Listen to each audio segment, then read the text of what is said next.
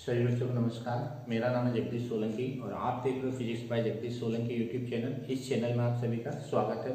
बच्चों, आज एक महत्वपूर्ण क्वेश्चन लेके आया है।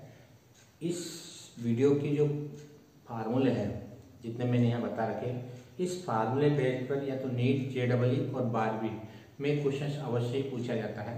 इसलिए इस वीडियो को शुरू से आखिर तक देखना। मैं किस तरह से उसको बेसिक कॉन्सेप्ट के साथ में सारे फार्मूलों को एक के बाद एक समझाऊंगा, ताकि तुम्हारे जो बेसिक के साथ साथ में जो नीट और जेईई के जो सवाल आते हैं, इनमें से एक सवाल अवश्य ही पूछा जाता है। इस बार भी पावर फैक्टर पे और प्रतिबाधा पे सवाल पूछा जाता है नीट में। तो इस वीडियो को अच्छी तरह से शुरू से आखिर तक देखना है। इसमें मैं सभी जितने भी सर्किट्स होते हैं उन सर्किट के बारे में जितने फार्मूले उपयोग हो रहे हैं और उस फार्मूले 12वीं, नीट और जेईई सारे समस्याओं का हल एक ही वीडियो में हो जाएगा तुम्हारे पास में। तो एक क्वेश्चन अपनी अच्छी तरह से हल हो जाएगा यदि ये वीडियो आपने शुरू से आखिर तक देखा तो। सबसे पहले हम पावर फैक्टर की बात करते हैं। शक्ति गुणांक क्या होता है, पावर फैक्टर क्या होता है, क्योंकि बार बार शब्द आएगा पावर फैक्टर। पिछले साल और इस साल दोनों में पूछा गया पावर फैक्टर के बारे में, नीट में प्रश्न आया था। तो पावर फैक्टर क्या होता है कि जो परिपथ हमारे पास ऐसी सर्किट होता है जिसको हम प्रत्यावर्ती धारा परिपथ बोलते हैं, उसमें जो वोल्टेज होता है और धारा होती है, ये दोनों जो होते हैं आगे पीछे होते हैं, मतलब समान कला में नहीं होते, एक साथ नहीं चलते हैं। तो जब एक साथ नहीं चलते हैं तो कुछ आगे पीछे होते हैं, अंतर होता है। तो वो अंतर कितना होता है, कितने एंगल से होता है, कितने कास उसका जो पुर्जा निकालते हैं अपन कास होता है, तो कास फाई निकालना पड़ता है इसके लिए, दोनों के बीच अंतर निकालने के लिए, जिसको हम कलांतर बोलते हैं। तो ये जो कास फाई होता है, इस कास फाई को ही हम क्या बोलते हैं, पावर फैक्टर बोलते हैं या शक्ति गुणांक नाम दे दिया है। ये पावर का फार्मूला V/I, उसके साथ में फैक्टर आ रहा, कुछ गुणा आ रहा, प्रोडक्ट आ रहा, इसलिए इसको हम पावर फैक्टर के रूप में प्रदर्शित करते हैं। ये फार्मूला हमने डेराइव कर रखा है एवरेज पावर का। पिछला वीडियो देखना अच्छी तरह से। P average equal to VRMS IRMS into cos phi. तो पावर फैक्टर का मतलब पावर के साथ जो फैक्टर आ रहा है V/I, ये पावर कहलाएगी, और उसके साथ कुछ फैक्टर है, ये गुणांक इसका। इस गुणांक को, इस फैक्टर को हम पावर फैक्टर कहेंगे। ये पावर का फार्मूला और इसके साथ एक फैक्टर का है उसके साथ में, इसलिए इसको हम पावर फैक्टर के रूप में प्रदर्शित करते हैं। अब इसका मान कैसे निकालते हैं, तो cos फाई का जो मान होता है वो R/Z होता है। ध्यान रखना, cos फाई जो होता है वो R/Z होता है। R क्या होता है, प्रतिरोध कहलाता है। Z क्या होता है, प्रतिबाधा कहलाती, इंपीडेंस कहलाती। ये रेजिस्टेंस और ये इंपीडेंस है। तो प्रतिरोध और प्रतिबाधा, इन दोनों का जो अनुपात होता है, किसका किसका अनुपात, प्रतिरोध और प्रतिबाधा, इन दोनों के जो अनुपात को या रेशियो को, रेजिस्टेंस और इंपीडेंस का जो रेशियो होता है, उस रेशियो को हम बोलते हैं पावर फैक्टर कहते हैं। तो जब भी कोई न्यूमेरिकल प्रॉब्लम आएगी, cos फाई यानी पावर फैक्टर का मान यदि पूछा जाता है तो cos phi equal to R/Z होगा। अब यदि अपन इसमें देखें पावर फैक्टर, ये वाला फार्मूला हमने डेराइव कर रखा है। इस वीडियो को अच्छी तरह से देखना। फेज डायग्राम के बारे में मैंने 4 वीडियो बना रखे इसके अलग अलग सभी के, वो सारा वीडियो देखना अच्छी तरह से। फेज डायग्राम एक बार और समझ लो। यदि किसी परिपथ में कुंडली जुड़ी हो, L जुड़ा हो, तो करंट और वोल्टेज के बीच में 90 डिग्री का फेज डिफरेंस होता है, कलांतर होता है। वोल्टेज आगे होगा, धारा पीछे होगी। ये वोल्टेज पहले आ रहा है इसलिए आगे होगा, और उसके बाद में करंट आ रहा है, करंट पीछे होगा। तो यदि L मतलब कुंडली जुड़ी है, ये वाला कुंडली जुड़ी हो तो क्या होगा, वोल्टेज आगे और करंट पीछे होगा। वोल्टेज जो होगा वो अग्रगामी होगा और धारा जो भी हो पश्चिमगामी होगी। कितने डिग्री से वोल्टेज आगे होगा, 90 डिग्री से। ध्यान रखना। यदि किसी परिपथ में प्रतिरोध जुड़ा हो, R जुड़ा हो, ये वाली बात करते हैं अपन, R जुड़ा हो, तब वोल्टेज और धारा ये दोनों एक ही अक्ष पर समान कला में होते, यानी 0 डिग्री के एंगल है। तो यदि प्रतिरोध जुड़ा हो, मतलब ये वाला सर्किट की बात कर रहे हैं, यदि प्रतिरोध जुड़ा हो तो धारा और वोल्टेज दोनों एक ही अक्ष पे आ रहे, एक ही लाइन में आ रहे, इसका मतलब इनके बीच में कोई कलांतर नहीं होगा, 0 डिग्री का कलांतर होगा।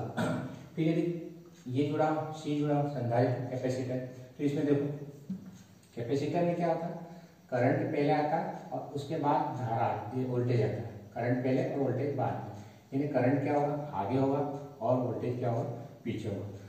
वोल्टेज पश्चिमगामी होगा, पीछे होगा, और धारा जो भी हो अग्रगामी। पश्चिमगामी मतलब लेफ्ट करेगा, अग्रगामी मतलब लीड करेगा, आगे होगा। ध्यान रखना। तो करंट लीड करेगा और वोल्टेज जो होगा बैक होगा, या कह सकते हैं बैक होगा, पीछे होगा, पश्चिमगामी होगा। तो इस तरह से ये हमारे पास फेज डायग्राम है, इसको अच्छी तरह से याद रखना है, क्योंकि प्रॉब्लम जब इसमें पूछी जाएगी कौन आगे होगा कौन पीछे पीछे होगा, अग्रगामी कौन लीड करेगा, कौन लेग करेगा। तो इस डायग्राम को समझ के हम उस प्रॉब्लम को अच्छी तरह से सॉल्व कर सकते हैं। VRMS का मान होता है, VRMS का मतलब रूट मीन स्क्वायर, वर्ग माध्य मूल मान, V0 अपान √2। V0 क्या है? वोल्टेज का अधिकतम मान, इसको हम शिखर मान भी बोलते हैं और इसको आयाम भी बोलते हैं, वोल्टेज का एम्पलीट्यूड भी बोलते हैं, आयाम भी बोलते हैं, पीक वैल्यू। तो V0 अपान √2। इसी प्रकार से यदि आयाम का मान निकालना हो, रूट मीन स्क्वायर, धारा का वर्ग माध्य मूल मान निकालना हो तो I0 अपान √2 होगा।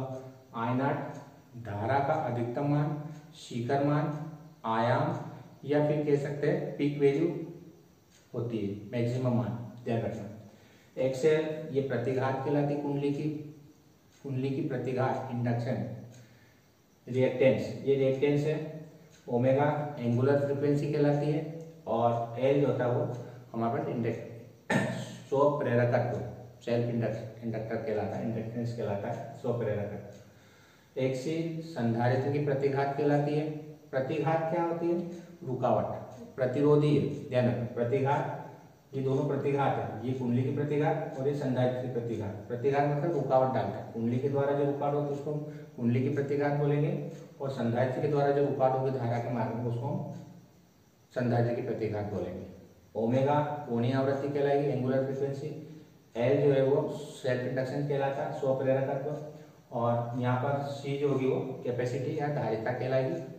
तो इस तरह से दोनों फार्मूले अपने को पिछले वीडियो में डेराइव कर रखा है, उस वीडियो को अच्छी तरह से देखना। यदि VRMS का मान पूछे तो IRMS इंटू जेड होगा। यदि मान लो IRMS दिया अपने को और VRMS पूछा है तो VRMS equal to IRMS into Z होगा। तो सामान्यतः जो हमारे पास AC सर्किट होते हैं उसमें जो मान दिए जाते हैं करंट का या वोल्टेज का, वो VRMS वैल्यू ही होती है, ध्यान रखना। VRMS वैल्यू ही होती है। जो भी हम सवाल पढ़ते हैं कि 220 वोल्ट, ये क्या है? VRMS। घर में हमारे पास 220 वोल्टेज आता है तो ये उसकी VRMS वैल्यू ही होती है। यदि मान लो पूछे अपने को RMS वैल्यू तो VRMS equal to IRMS into Z लिख देना। जेड प्रतिबाधा कहलाती है। जब किसी परिपथ में दो या दो से अधिक जुड़े हो तो उसके कारण से धारा के मार्ग में रुकावट होती है, उसको प्रतिबाधा बोलते हैं। तो इस तरह से ये हमारे पास इनको फार्मूले को अच्छी तरह से याद रखना है। अब सबसे पहले हम आर परिपथ की बात करते हैं। ये हमारे पास रेजिस्टेंस जुड़ा हुआ, ये प्रत्यावर्ती वोल्टेज है और उस वोल्टेज का फार्मूला हमने पढ़ रखा है, V equal to V0 sine omega T होता है। सभी में ये एल है, कुंडली है, इसके सिरों बीच वोल्टेज लगा रखा है V0। ये संधारित्र कैपेसिटर है, ये कैपेसिटर है और इसके सिरों बीच में हमने वोल्टेज लगा रखा। ये आर और एल है, वोल्टेज रेजिस्टेंस का वोल्टेज VR है और कॉइल का वोल्टेज या इंडक्टर का वोल्टेज जिसको हम कुंडली बोलते हैं उसका वोल्टेज VL है। इसके सिरों पे वोल्टेज लगा रखा, ये R है और ये C है, इसका वोल्टेज VR और इसका वोल्टेज VC है और इसके बीच में हमने वोल्टेज लगा रखा। सभी में वोल्टेज एक जैसा है। साइन आ जाए समझ लेना AC वोल्टेज होता है, या कॉस भी ले सकते हैं, साइन और कॉस दोनों ले सकते हैं। अब यदि मान लो प्रश्न है इसके धारा का समीकरण क्या होगा, यदि प्रतिरोध जुड़ा हो तो धारा का इक्वेशन क्या होती है, जिससे वोल्टेज की इक्वेशन होगी V equal to V0 sine omega T, वैसे कैसे धारा की समीकरण हो जाएगी I equal to Y0 sine omega T. यहाँ भी ओमेगा टी, यहाँ भी ओमेगा टी, दोनों में समान है। इसका मतलब दोनों की कला सेम, ये कला कहलाती है, डिफरेंस कहलाती। ओमेगा टी दोनों में समान है क्योंकि इनके बीच में कलांतर कितना होता है? 0 डिग्री। इसलिए यहाँ यदि ओमेगा टी आया तो यहाँ भी ओमेगा टी ही आएगा, ध्यान रखना। ये वोल्टेज की इक्वेशन होती है और ये करंट की इक्वेशन होती है। दोनों में फेज सेम है, यानी कोई कलांतर नहीं है।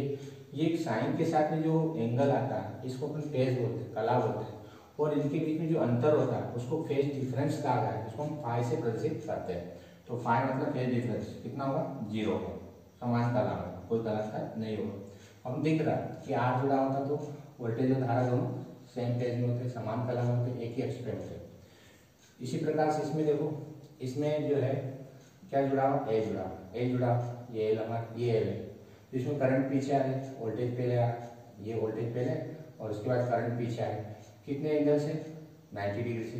तो पीछे आ रहे हैं तो क्या करना? -π/2 करना। ये वोल्टेज की इक्वेशन है और ये करंट की इक्वेशन। पीछे आए तो -π/2, आगे आए तो +π/2, बस ये चीजें हैं। तो वोल्टेज और करंट पीछे, क्योंकि वोल्टेज पहले आया, करंट पीछे आ रहा तो -π/2।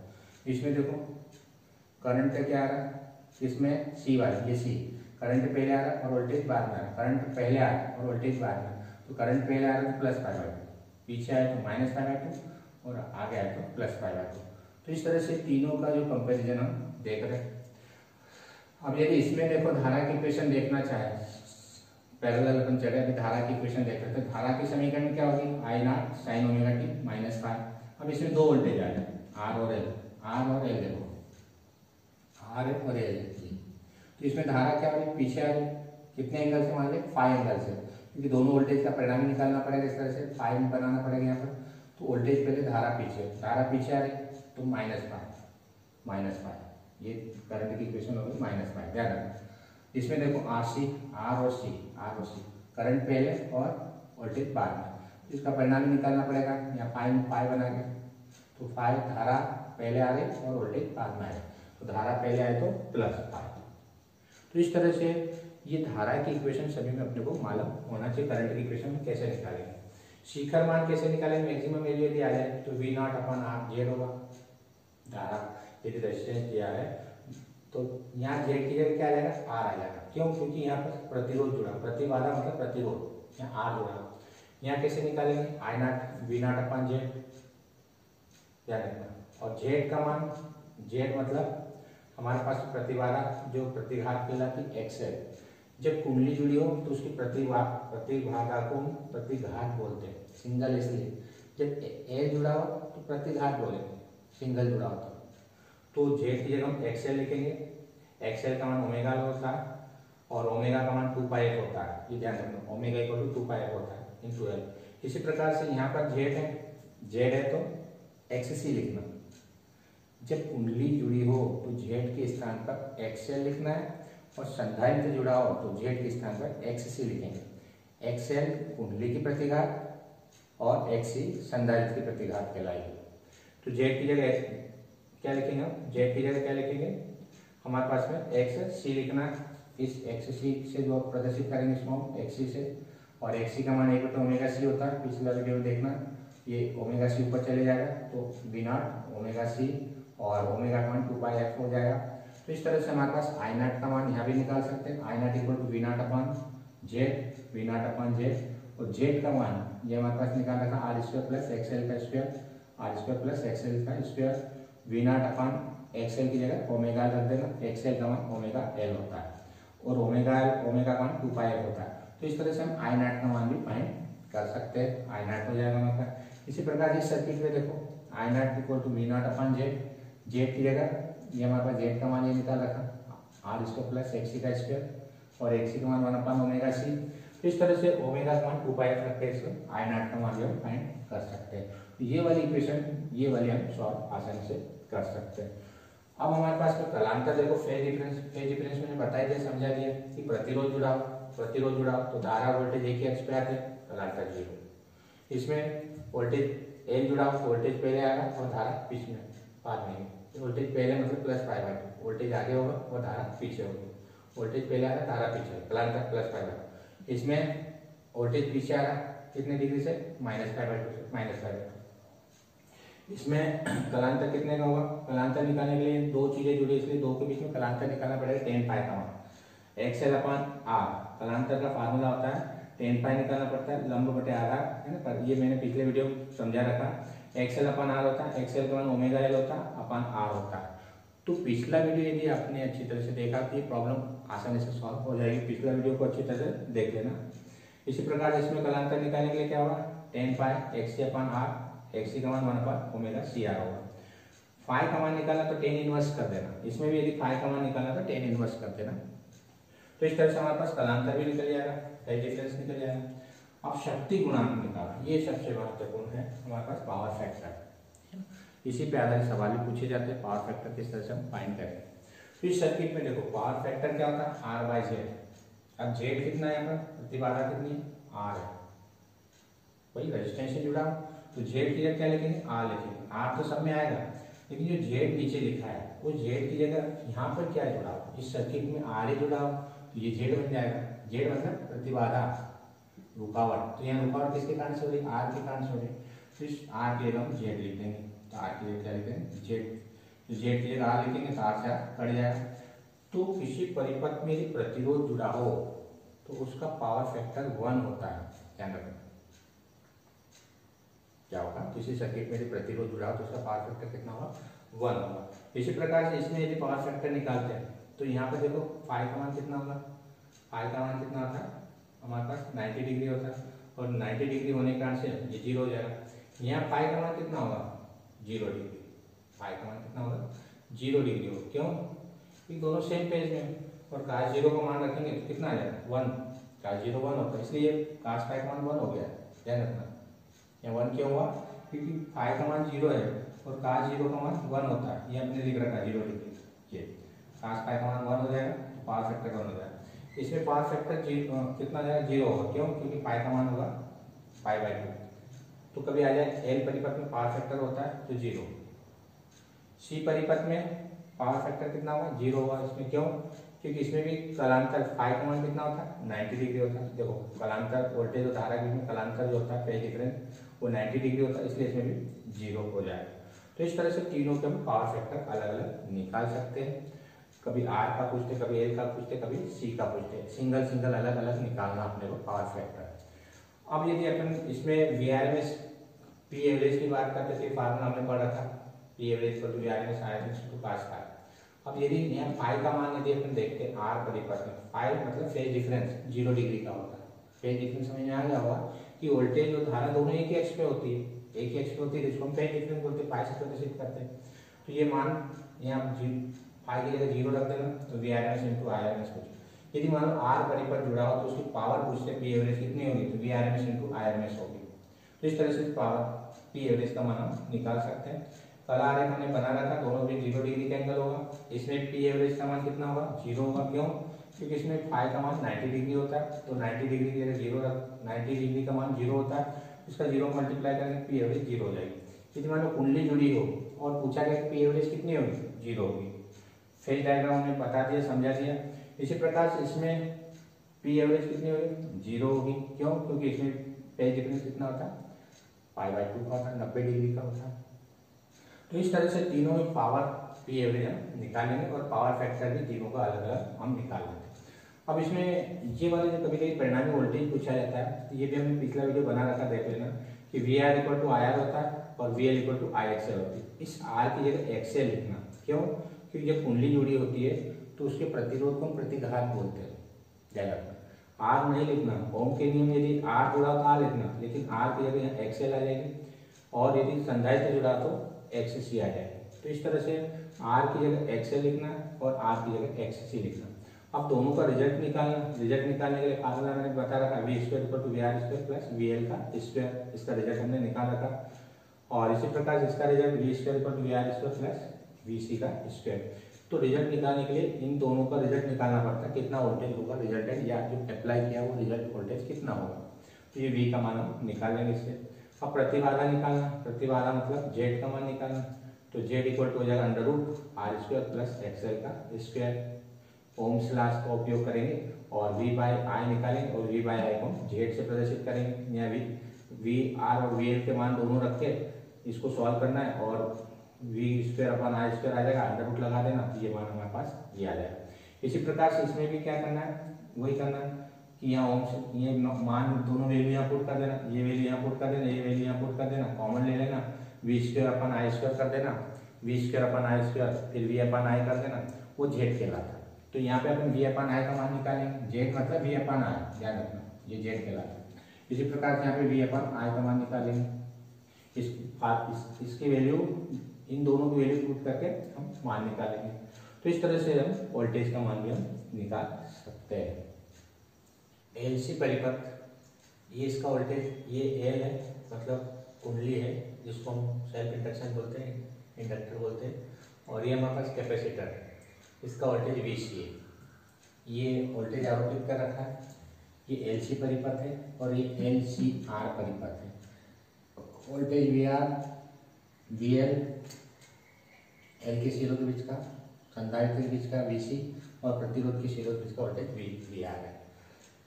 ये इसका फेज डायग्राम है, कला आरेख कहलाता है। अब इसमें ध्यान रखना है कि ये वोल्टेज और ये वोल्टेज, ये वी एल वोल्टेज है, ये वी सी वोल्टेज है, इनके बीच में 180 डिग्री का कलांतर है, एक ऊपर एक नीचे। तो 180 डिग्री का कलांतर होने के कारण से इन दोनों का रिजल्ट निकालना पड़ता है अपने को। वी एल ऊपर है और वी सी नीचे है, तो रिजल्ट निकालने के लिए क्या करेंगे, इस वी एल में से वी सी को माइनस कर देंगे, तो ये हमारे पास रिजल्ट आएगा VL माइनस VC। ये दोनों का परिणाम ही जब भी दो अपोजिट हो, विपरीत डायरेक्शन हो, तो माइनस कर देना तो उसका रिजल्ट निकल आएगा हमारे पास। तो इस VL में से VC को हम माइनस कर देंगे तो हमारे पास जो रिजल्ट आ जाएगा VL माइनस VC हो जाएगा। इसी प्रकार से यहाँ पे भी रिजल्ट निकालेंगे VL माइनस VC, ये VL वोल्टेज था और इसका जो रिजल्ट है हमारे पास VL माइनस VC। तो इस तरह से दोनों के रिजल्ट हमने निकाल लिए VL माइनस VC। अब इसमें फेज डिफरेंस दिख रहा है 90 डिग्री का वोल्टेज और धारा के बीच में फेज डिफरेंस कितना है 90 डिग्री का कलांतर। इसमें VL और VC के बीच में 180 डिग्री का कलांतर, ध्यान रखना VL माइनस VC के बीच में 180 डिग्री का। तो ये इनका रिजल्ट निकालें। फिर VL और I के बीच में 90 डिग्री का कलांतर होता है, ये चीज ध्यान रखना है। इसमें VL और VC के बीच में और VI के बीच में 90 डिग्री का एंगल बनेगा, ये 90 डिग्री का फेज डिफरेंस वोल्टेज के बीच में, ध्यान रखना। VL इक्वल टू IXL होता है, ये हमने पढ़ रखा। VC इक्वल टू IXC होगा। इनका परिणामी वोल्टेज निकाल सकते हैं, VL और VC का दोनों का भी मैंने निकाल के बताया। VL माइनस VC होगा, दोनों की डायरेक्शन अपोजिट इसलिए माइनस कर देंगे। 180 डिग्री का कलांतर हो तो क्या करना, माइनस कर देना। इस प्रकार VI इक्वल टू IR होगा, VL इक्वल टू IXL होगा और VC इक्वल टू IXC होगा। इनका परिणामी वोल्टेज निकाल सकते हैं VR और VL माइनस VC का। तो फार्मूला मैंने बताया था V square equal to VR का square plus VL minus VC का स्क्वायर, ये फार्मूला होता है। इस फार्मूले से हम इसका मान निकाल सकते हैं। 90 डिग्री हो तो ये वाला फार्मूला, अपोजिट डायरेक्शन हो तो माइनस कर देना। तो इस तरह से दोनों के परिणामी वोल्टेज हम निकाल सकते हैं। हम प्रतिबाधा निकालेंगे V upon I। V upon I कैसे निकालेंगे, यहाँ VL का मान रखना और यहाँ VC का मान निकाल रखना, दोनों से I को कॉमन लेंगे, अपान में लिख देना। V अपन I को हम Z बोलते हैं। जब दो परिपथ में दो कंपोनेंट जुड़े हो, L और C या L C R जुड़ा हो, तब उसको प्रतिरोध नहीं बोलेंगे। ओम के नियम से प्रतिरोध होता है, V अपन I ये प्रतिरोध होता है, लेकिन उसको हम प्रतिबाधा बोलते हैं। जब एक से अधिक प्रतिरोध उत्पन्न होते हैं L के कारण से, C के कारण से, L C और तीनों के कारण से, तो उसको प्रतिबाधा बोलते हैं। तो इसको हम Z से प्रदर्शित कर देंगे और VL की जगह हमारे पास IXL रखते हैं ना, ये वाले मान, और VC की जगह IXC मान रखते हैं, दोनों मान रखते हैं।